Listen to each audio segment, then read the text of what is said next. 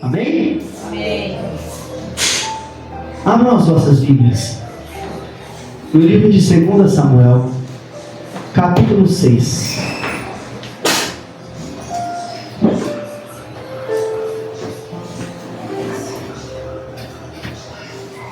Aleluia.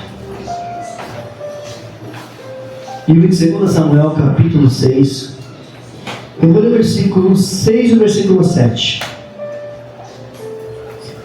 O tema dessa ministração hoje é: deseje a presença, mas aceite e respeite os processos.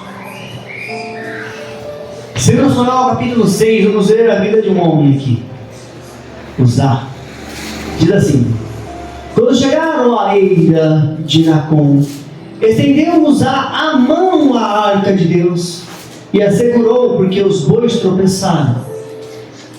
Então a ira do Senhor se acendeu contra Uzá, e Deus o feriu ali por esta irreverência, e morreu ali, junto à arca de Deus. Quem era Uzá, pastor? Uzá era filho de Abinadab. Deixa eu ver se eu sei. Vamos lá. Bem lembrado. Peraí, que um negócio que eu preciso explicar para os irmãos. Dá só um minutinho, que eu esqueci de abrir aqui.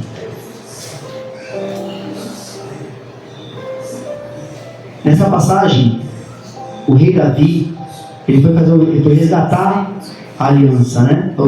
Ele foi resgatar a arca da aliança, que era a presença de Deus. E essa arca da aliança, que representa ali a presença do Senhor, ela precisava estar junto com o seu povo, junto na casa do Senhor. Amém? E Uzá era um cara interessante aqui, um cara importante. Era um cara que ele cresceu no ambiente com a arca. E eu quero explicar isso aqui para vocês hoje.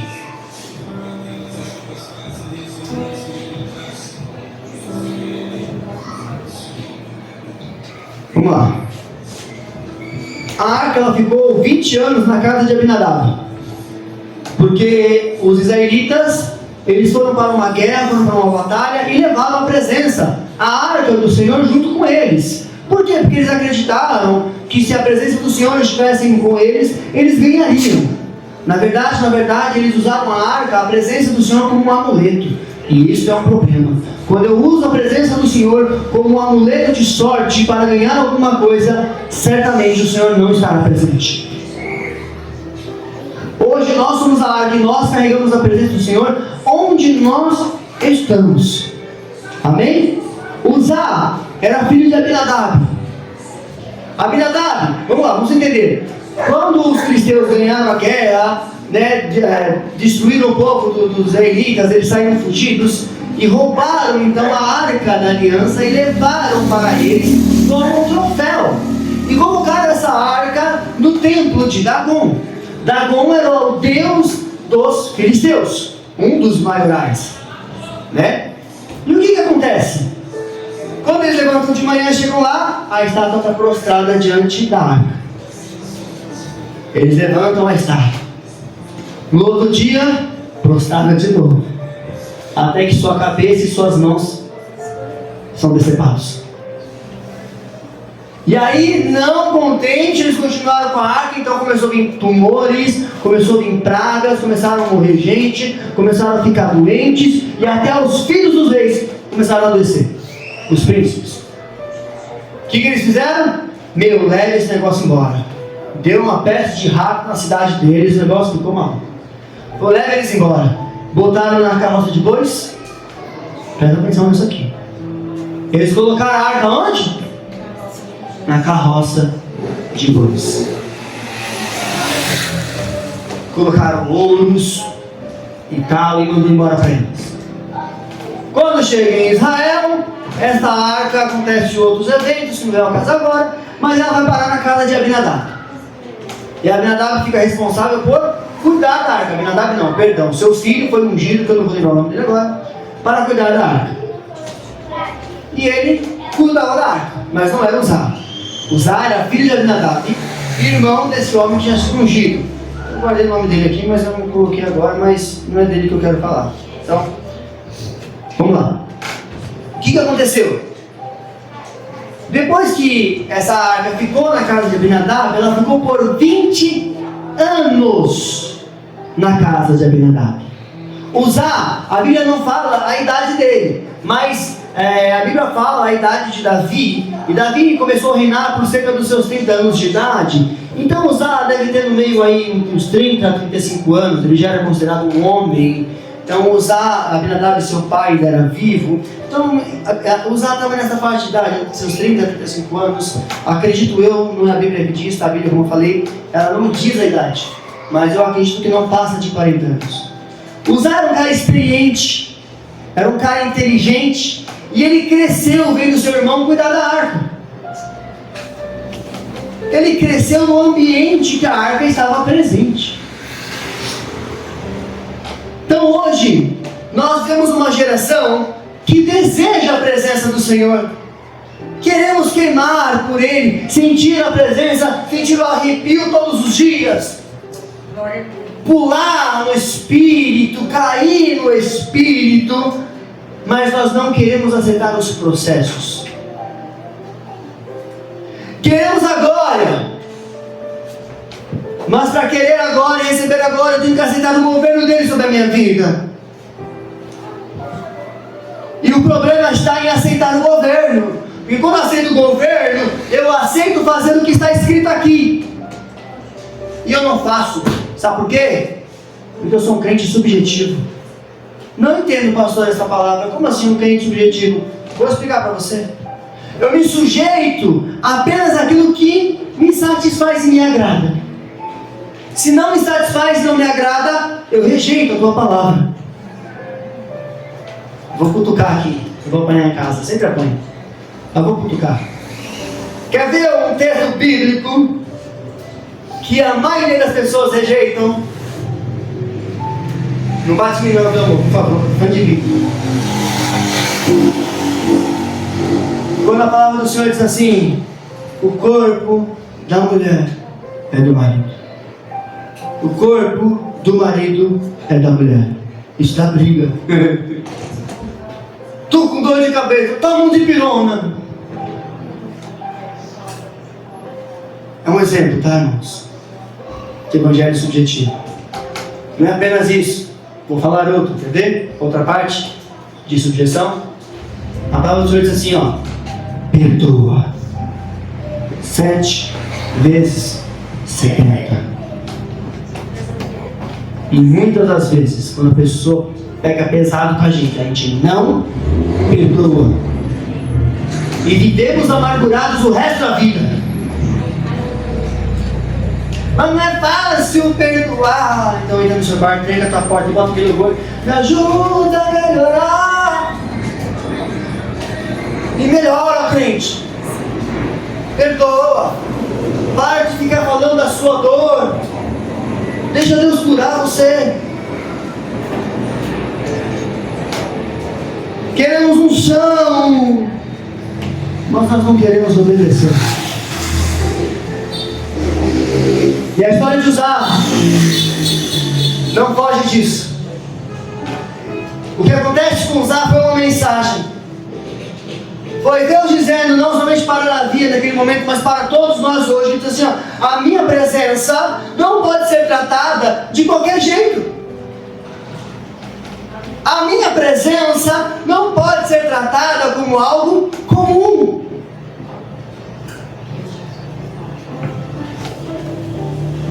O erro não foi só te usar. Presta atenção. A arca estava no lugar errado, no transporte errado e no método errado. Quem mandou colocar a arca numa carroça de bois? Ninguém. Eles seguiram o método dos filisteus. um método mais fácil, um método mais acessível, um método mais tranquilo. Para que colocar essa caixa grande, revestida de ouro, com 2 anjos grandes, revestidos de ouro, sobre os ombros para carregar? É pesado! Entende? Eles estavam levando de um lugar para o outro aqui pertinho, não, era uma caminhada longa.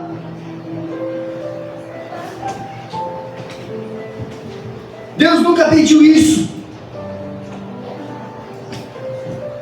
Deus já havia dado uma ordem sobre como seria. Ninguém tocaria na arca, a não ser os levitas, e quem fosse ungido para tocar nela. Segundo, carregada sobre os ombros dos levitas. Terceiro, respeito à santidade. Nosso problema hoje, que nós queremos fazer do nosso jeito, não respeitamos a santidade do Senhor. Deixa eu contar uma coisa para você. Tudo que está aqui hoje, tudo que está aqui, seja o som, seja a gravação que está fazendo da palavra, as cadeiras que você está sentado, tudo é consagrado ao Senhor. Então tudo é santo para o Senhor. E o Senhor nos visita. E muitas das vezes não respeitamos. Toda oferta entregue na igreja é santa. Por isso eu, minha esposa, zelamos com muito cuidado e com muito zelo. Todos que estão na igreja, todos que nós sabemos que tem dificuldade, nós oferecemos ajuda. Se tem alguém que passa necessidade na igreja e nós não pedimos, não oferecemos ajuda, porque não nos avisou. Porque se avisa, a gente ajuda. Como um pequeno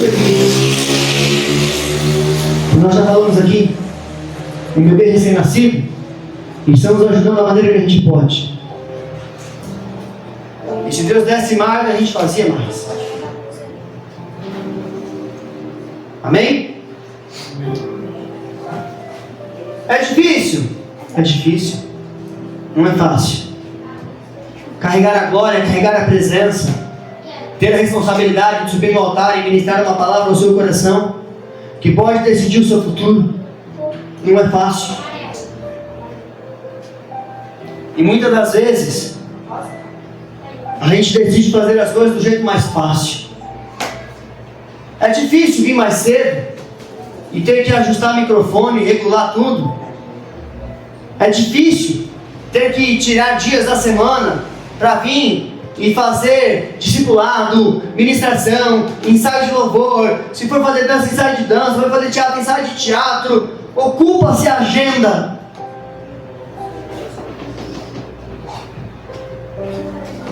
Quando o homem tenta facilitar o que Deus já santificou, ele transforma o que é sagrado em comum. Uma reunião é sagrada, e às vezes a gente torna ela em algo comum. Hoje, tem muita gente querendo carregar a presença de Deus no carro da praticidade. Se for prático, eu faço. Se não for, eu não vou fazer. No jeito moderno. Vamos modernizar tudo. Vamos colocar os louvores mais animados. Vamos fazer assim. Vamos chamar os pregadores que cobram lá 15 mil para pregar na igreja. Aqui não prega.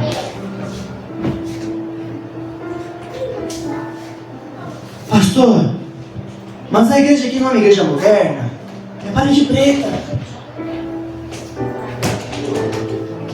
A parede é preta. Temos luzes. E tudo isso tem um motivo, tem um porquê. O motivo? Alcançar vidas.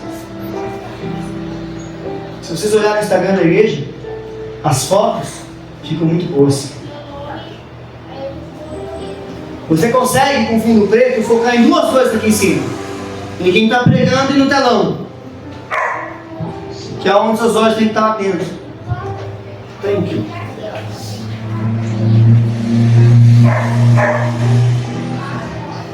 Segundo, por que abaixa as luzes, pastor? Porque lá no céu é só glória. Lá no céu não apaga a luz. Amém. Só que aqui o pecador às vezes tem vergonha de se expor. Então as luzes baixam. Ajuda ele a ter mais intimidade com Deus, mais liberdade. Se sentir mais escondido. Pode ver. Toda igreja que você entra, a primeira fileira é sempre vazia. Se não, ela é preenchida pelos pastores, por quem trabalha na igreja, porque o pastor manda. Todo mundo quer só o fundão. Por quê? Para se esconder. Se sente escondido, não sei de quem, porque eu daqui de cima vejo todo mundo e o Espírito Santo também. Entende? Pode ver. Todo lugar que você vai, todo mundo tem fundão. Mas a primeira fileira, rapaz, é até estranho quando alguém senta na frente, sabe? Mas glória a Deus. Tem muita gente querendo carregar a presença de Deus no famoso tanto faz. Vai ficar na porta? Tanto faz. Vai pregar na salinha? Tanto faz. Você quer limpar a cadeira ou quer limpar o chão? Tanto faz. Deus, Ele não mudou o padrão da sua adoração. Deus não mudou o padrão. Uzá representa uma geração perigosa. Eu vou explicar isso aqui para vocês. Uzá, a arca ficou 20 anos em sua casa, amém? Todos lembram disso que eu falei no começo? Uzá era filho de Abinadab, o dono da pensão. Uzá cresceu na presença, ao lado da presença do Senhor. Mas, mesmo assim, perdeu o temor. Uzá cresceu perto da arca. Hoje, muito filho de crente cresce no ambiente evangélico. No ambiente que fala do amor, fala da presença. Mas não tem temor pela presença. Uzá, ele não era fora. Não era um cara de fora que não conhecia. Ele era um cara de dentro. Além de tudo, israelita. Sabia da Torá, sabia da palavra, sabia da lei. Mas ele perdeu o temor. Uzá não morreu por falta de acesso ao Senhor. Uzá não morreu por falta de acesso na presença. Presta atenção nisso aqui. Uzá não morreu por falta de presença. Ele morreu por excesso de familiaridade. Sabe o que mata mais ministérios do que um pecado escandaloso? Familiaridade. É cantar sem a presença. É orar sem temor. É viver na igreja, mas sem qualquer tipo de reverência por quem é Deus. Se você está aqui hoje é porque você acredita que existe um Deus. Olha para o universo, tudo muito calculado, tudo muito ajustado. Impossível de ser feito sozinho. Ou sem que alguém tenha dado um comando para que aquilo acontecesse. Olha para as suas células, tão complexas. E mesmo assim, você não consegue entender nem como o seu coração bate. Células lá do seu músculo, do coração, chamadas de miocárdio ou pericárdio, produzem uma molécula chamada ATP, a adenosina trifosfato. que é a energia que precisa impulsionar e movimentar o seu coração. E tudo isso através de um comando que vem de uma região que algumas pessoas chamam de ponte, que fica bem aqui nessa região aqui, ó, do seu nervo central. Sistema nervoso central. E sem isso você não controla.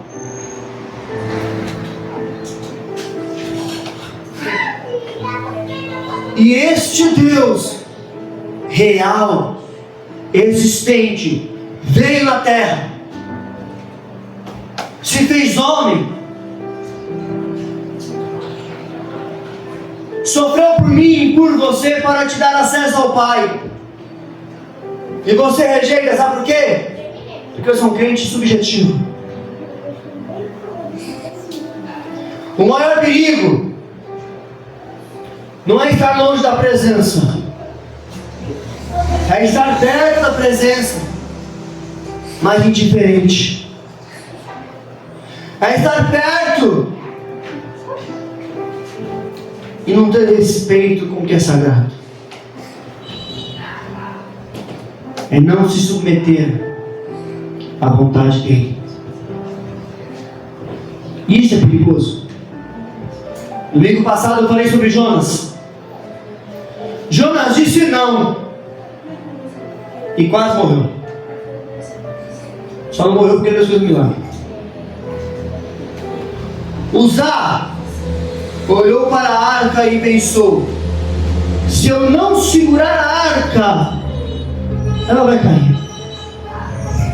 Para muitos pode pensar que é algo bom, mas não. Ele foi ousado demais. É como se ele dissesse: Deus, se eu não botar a mão aqui, o Senhor vai cair. Ele achou que Deus precisava da ajuda dele. E deixa eu falar uma coisa para você: Deus não precisa da sua ajuda. Pastor, mas você acabou de falar que a igreja está precisando, sim. E Ele está te dando a oportunidade de servir. Se você não quiser, tudo bem. Ele vai trazer outra pessoa que queira. Quando você acha que Deus precisa de sua mão, é porque você já perdeu o entendimento de quem Ele é. Depois você sai lá para fora, olha para o céu. Veja as estrelas, o firmamento que Ele colocou. Veja a lua. Ou para pensar no planeta que você está. O que segura o planeta Terra? O que faz com que ele não saia vagando pelo espaço? O que faz com que você fique de ponta cabeça e não cai? O que Ele determinou. Será que Deus precisa de mim? Não precisa. Ele te deseja. Ele quer você. Ah, mas Deus precisa da minha adoração. Não. Para adorá-lo Ele já tem os anjos que foram criados para isso. E os serafins cantam para Ele e adoram Ele todo dia. Os 24 anciãos estão lá diante do trono, prostrados e lançando suas coroas. Mas a sua adoração imperfeita mexe com Ele. Como um pai, quando vai ouvir um filho que ainda não sabe cantar e nem falar direito, fazer uma apresentação na escola. Você que é pai, você que é mãe, você lembra da primeira apresentação do seu filho, da sua filha, cantando tudo errado, mas estava ali, ai que amorzinho. Deus é assim com a gente. Quando você começa a adorar com o coração, em verdade e em espírito, é como se Ele falasse assim para os anjos: ei, silêncio um pouco aqui, que agora eu vou ouvir meu filho me adorar.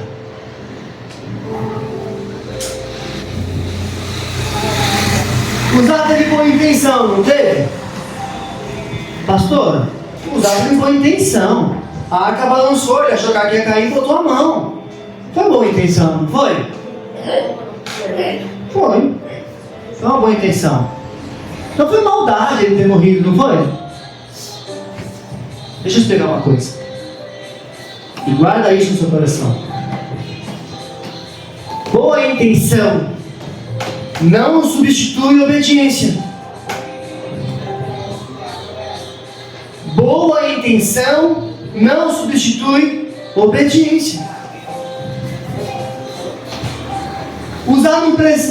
Ele não parecia estar fazendo algo errado naquele momento. Ele tentou ajudar. Mas no reino de Deus existe essa verdade: que boa intenção não santifica a sua desobediência. O famoso namoro missionário, conhecem essa? Não? Vou explicar.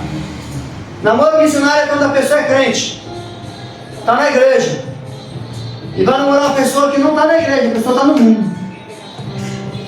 Aí o pastor vai cobrar: não, presta atenção, jogo desigual. Não, pastor, vou levar para a igreja, vai se batizar, vai virar crente. Tem até uma música chamada Colírio dos Olhos. Depois você escuta em casa. A mulher fala para o pastor fala com ela: não, pastor, isso aqui é o colírio para os meus olhos. Depois ela casa, o homem se batiza, vira crente e casa. Depois que casa, o cara começa a não ir mais na igreja. E a mulher vai no domingo sim, domingo não, fica uns 15 dias sem ir, depois começa a aparecer. O que está acontecendo? Daqui a pouco ela aparece na igreja com o olho roxo. E o pastor: o que houve, mulher? Pastor, o meu colírio me bateu. Tome um colírio nos seus olhos. Não vigiou. Teve boa intenção? Teve. Mas sua boa intenção nunca vai santificar a sua desobediência. Eu fui ali, pastor, tomei cerveja com os meus amigos, mas eu estava falando de Jesus para eles. Sua boa intenção não santifica a sua desobediência.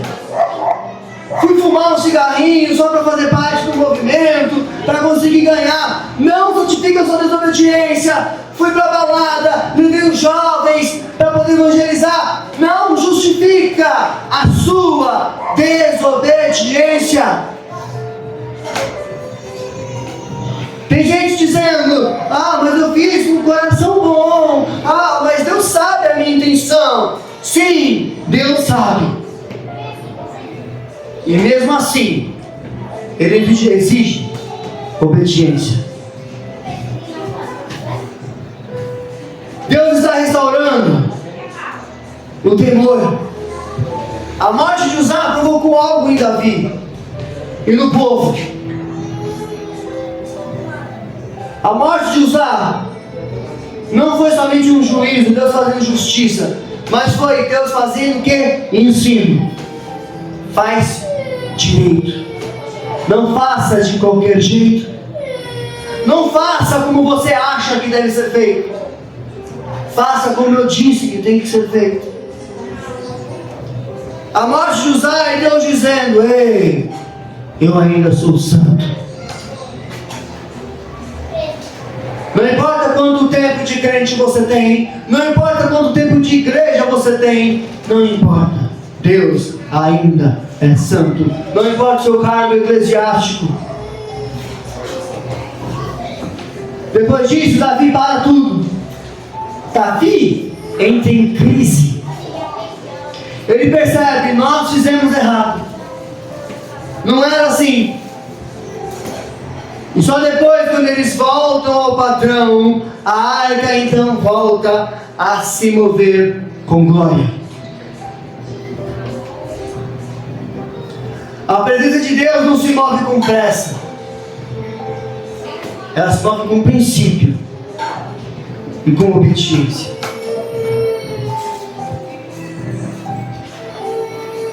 Para encerrar essa mensagem, eu quero dizer algo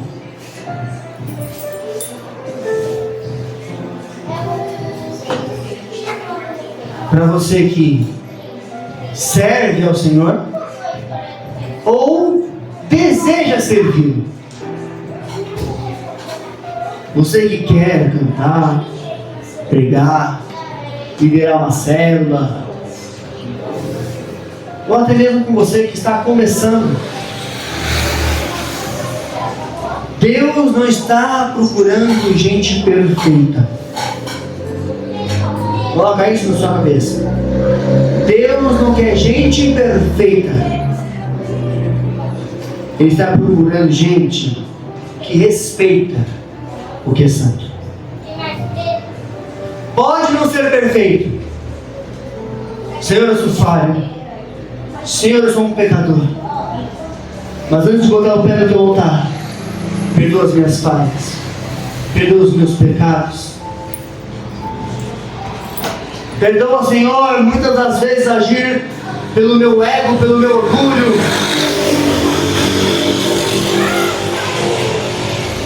Não toque na obra de Deus de qualquer jeito.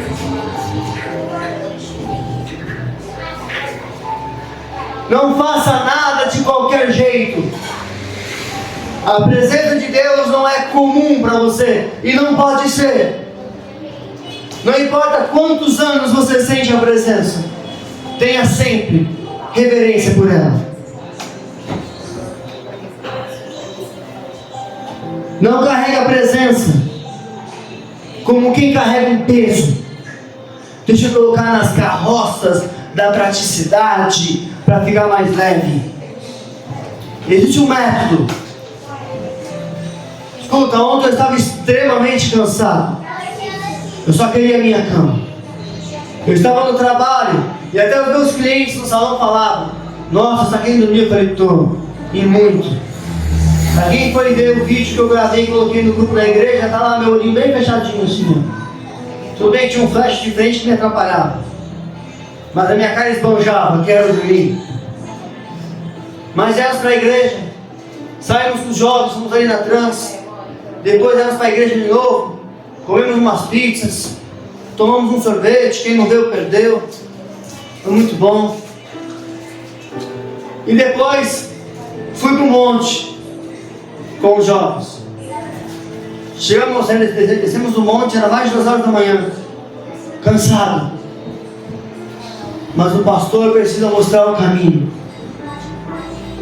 Não adianta eu só falar: para vocês, faz lá. Existe um método.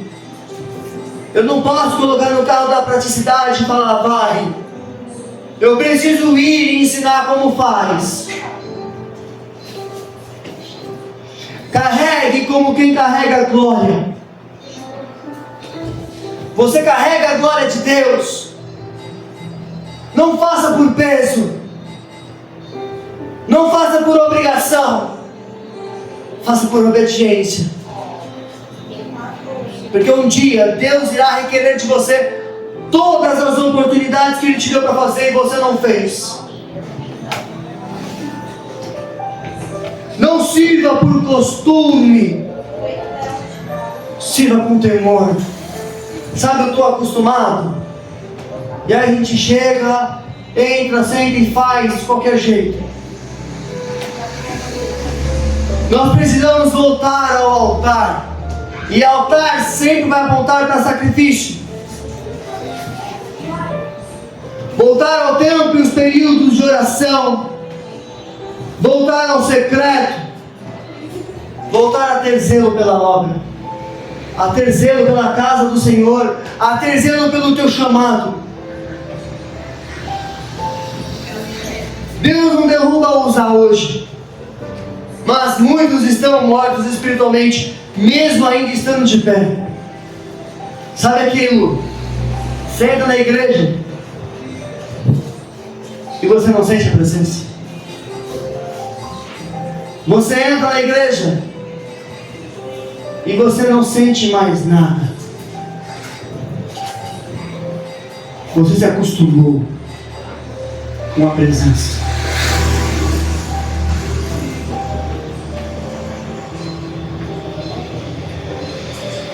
Deus quer levantar uma geração que vai carregar na presença dele com temor, com obediência, com jejum, com oração, com leitura da sua palavra, com a busca insaciável do seu espírito. Não responda para mim, mas como foi a última vez que você jejuou? Quando foi a última vez que você dobrou os seus joelhos e falou assim: Senhor, hoje só sai daqui quando eu sentir a sua presença? Ou quando você dobra os joelhos não para pedir, mas só para agradecer e falar: Senhor, eis-me aqui. O que o Senhor quer? Ou quando foi que você dobrou os seus joelhos diante do Senhor e falou assim: Senhor, eu estou na direção certa? O que eu estou fazendo está certo? O que eu estou pensando está certo?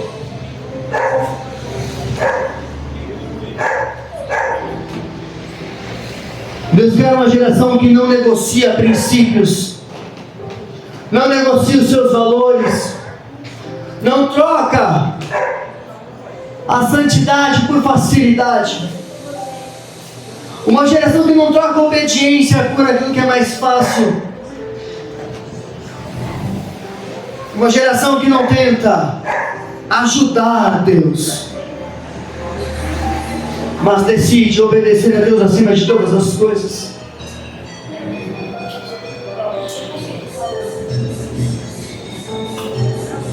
É lógico que conforme você vai se aprofundando em Deus, e conforme mais Deus vai te dando, mais a caminhada vai pesando. Imagina os levitas carregando aquela arca pesada nos ombros, curvadas, nos seus ombros carregando. Se você pegar algo pesado daqui, que tenha lá 10 quilos na sua mão, e descer até lá embaixo vai estar com 20 quilos. Conforme mais você carrega, mais isso vai pesando. Se a presença for pesada, não mude o método, não facilite, fortaleça os seus ombros. Como eu faço isso, pastor? Jejum, oração, desce, se humilha aos pés do Senhor, reconheça que sem Ele você não consegue, e Ele irá te fortalecer. Seja sincero diante de Deus. Não responda para mim, mas seja sincero para você. Hoje, escuta, esta mensagem eu preparei na semana lá no meu salão. Eu não preparei hoje vindo para a igreja. Não é indireta. É uma mensagem do Espírito. Eu não tiro palavras de mim mesmo.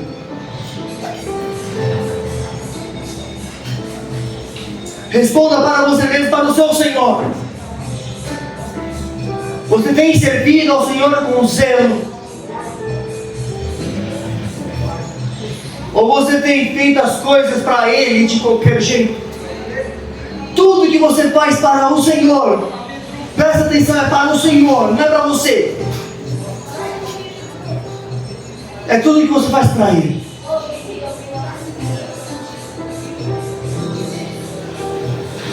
Pai da Evelyn e da Vitória, Pedro, eu falo para eles assim, que não tem que ser aula, tem que ir tarde aqui. Eu falei: eu vou levar ela aí, vou deixar. Ele pergunta: mas não vai te atrapalhar? Eu falo: não, para mim é um prazer. Sabe o que é um prazer? Porque eu não estou fazendo pelo Pedro, e não estou fazendo por elas, eu estou fazendo pelo Senhor. Porque você tem um carro aqui para fazer, porque Deus me deu. Está prestando manutenção, mas está andando. Não me deixa não. Não tenho tempo às vezes de limpar ele. Até a Evelyn entendeu, me perdoa aí. Você vai bater a porta e vai pular poeira. Mas hoje está lavado, consegui lavar ele hoje. Fui buscar a minha avó. E não busco porque é minha avó. Não é por ela. Eu busco pelo Senhor. Por quê? Porque um dia ela me ligou e falou assim: eu quero ir, mas não tem quem me busque. Não, agora mudou. Agora eu vou. Enquanto tiver carro andando, nós vai. Nós vai. A pastora vai me encher o saco depois. E fala aqui também para a irmã. Se precisar de carona, chama, nós vai. Nós vai de novo, ó, vai brigar comigo. Pode chamar que a gente busca. A gente leva. Chega que dá 10 viagens, não tem problema. Estou servindo ao Senhor. Eu não sirvo o Senhor aqui no altar com o microfone na mão apenas. Eu sirvo aí embaixo. Seja me ajudar, seja me levar, eu levo na porta. Busco, levo na porta. Se o carro entrar, eu entro. A quebradinha ali é difícil, né, Lacerda? Mas a gente entra, vamos embora. Calma, paciência. Hoje pegamos um trânsito. Mas glória a Deus e aleluia. Me bate em casa aqui, não. Aqui fica feio. Entenda, igreja. Você não está servindo qualquer um. Tenha um entendimento de quem você está servindo. Não seja um filho mimado que julga o trono do pai e fala: me dá, porque eu sou o seu filho e você tem que me dar. Não se sinta aquela pessoa, a última bolacha do pacote. Se eu não fizer, não vai acontecer. Deixa eu te contar uma coisa. Vai acontecer. Até hoje, tantas e tantas pessoas, para quem está comigo há mais tempo sabe disso, tentaram impedir esse chamado, tentaram impedir dessa igreja abrir. E estamos aqui. Não importa o quanto tentar, todos que tentaram impedir só pagaram o preço.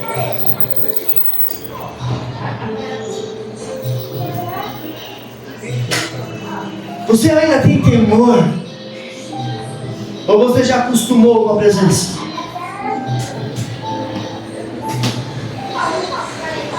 Essa mensagem não é uma mensagem de repreensão, de pedrada, de bronca, não. É uma mensagem de ajuste.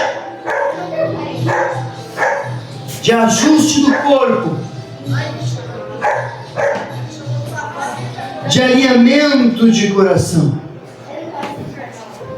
Hoje é um dia de você dizer assim: Senhor, eu não quero só estar perto, eu quero honrar a tua presença.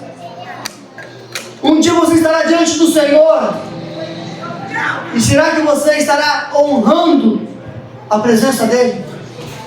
Como eu faço isso? Com suas atitudes, fazendo aquilo que ele designou para você fazer. Seja passar um pano no chão, seja colocar uma água. Glória a Deus, esqueci de beber.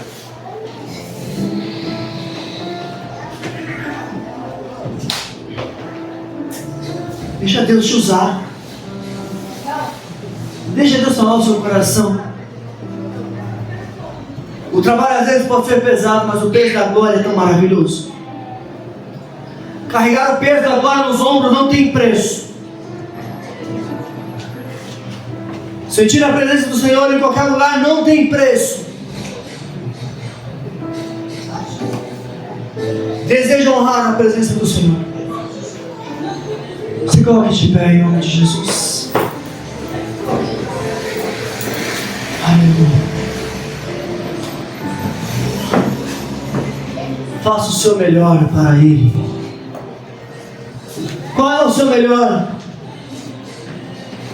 Qual é o dia que você vai entrar por essas portas e falar assim: hoje eu vou dar o meu melhor, o meu melhor louvor, a minha melhor entrega, a minha melhor obediência a Ele e o respeito à sua santidade. Deus é merecedor do seu trabalho. Aleluia.